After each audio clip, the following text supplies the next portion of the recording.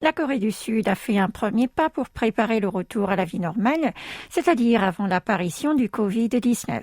À partir d'aujourd'hui, la plupart des mesures de distanciation sociale sont levées après plus de 2 ans, excepté le port du masque.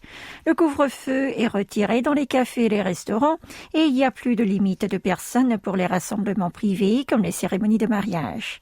Dans le milieu scolaire, les élèves doivent désormais effectuer un test antigénique seulement 1 fois par semaine contre 2 auparavant.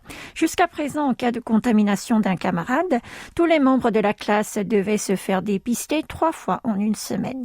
Dorénavant, seulement ceux qui présentent des symptômes et les enfants à haut risque doivent subir un test.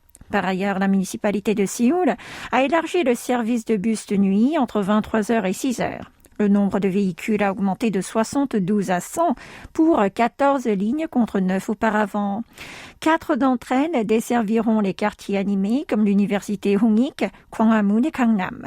L'atténuation de la directive sanitaire est saluée par beaucoup, mais ne rassure pas tout le monde, car cela fait craindre une nouvelle vague de contamination ou le ralentissement du recul du virus. Il existe également le risque de l'apparition d'un nouveau variant.